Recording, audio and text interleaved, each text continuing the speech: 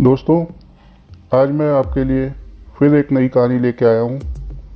आशा करता हूँ आपको अच्छी लगेगी। एक बार साहित्यकी बलराम और श्री कृष्ण यात्रा कर रहे थे। यात्रा करते करते रात हो गई तो उन्होंने जंगल में पड़ाव डाला और ऐसा तय किया कि दो लोग सोएं तथा एक जाग का पहरा दें, क्योंकि जंगल में हिंसक प्राणियों का भय था। पहले साहित्यकी पहरा देने लगे और श्री कृष्ण बलराम सो गए। इतने में एक राक्षस आया और उसने साहित्यकी को ललकारा, क्या खड़ा है, कुछ दम है तो आ जा, मुझसे कुश्ती लड़। साहित्यकी उसके साथ भिड़ गए। दोनों बहुत देर तक लड़ते रहे। साहित्यकी की तो हड्डी पसली एक हो गई। साहित्यकी का पहरा देने का समय पूरा हो गया तो वह राक्षस भी अदृश्य हो गया। फिर बलराम जी की बारी आई। जब बलराम जी पहरा देने लगे तो थोड़ी देर बाद वह राक्षस पुनः आधमका और बोला, क्या चौकी करते हो, दम है तो आ जाओ। बलराम जी एवं राक्षस में भी कुश्ती चल पड़ी। ऐसी कुश्ती चली कि बलराम जी की रग रग दुखने लगी और इसी के साथ बलराम जी का भी समय पूरा हो गया पहरा देने का।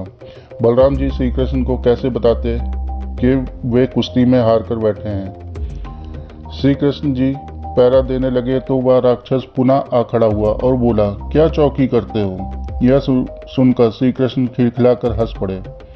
वह राक्षस पुनः श्री कृष्ण को उकसाने की कोशिश करने लगा तो श्री कृष्ण पुनः हंस पड़े और बोले, मित्र, तू तो बड़ी प्यार भरी बातें करते हो। राक्षस, कैसी प्यार भरी बातें, तुम डरपोक हो। श्री कृष्ण बोले, या तो तू भीतर से नहीं बोलते, ऊपर ऊपर से बोल रहे हो, यह हम सब जानते हैं। जब राक्षस ने साहित्यकी बलराम जी को ललकारा था तो दोनों क्रोधित हो उठे थे और राक्षस भी बड़ा हो गया था, अतः उससे भिड़ते भिड़ते दोनों थक्का चूर हो गए।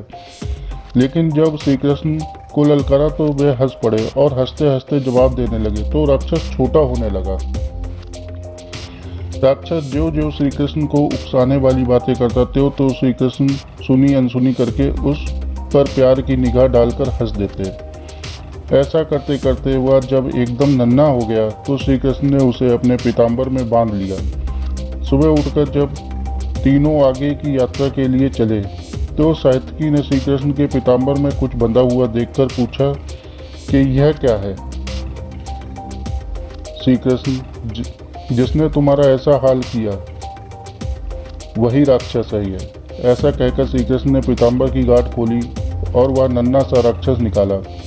साहित्यकी, रात को जो दैत्य आया था वह तो बड़ा विशालकाय था, इतना छोटा कैसे हो गया। श्री कृष्ण जी ने जवाब दिया, यह क्रोध रूपी राक्षस है। यदि तुम क्रोध करते जाते हो तो यह बढ़ता जाता है और तुम प्रसन्नता बढ़ाते जाते हो तो यह छोटा होता जाता है।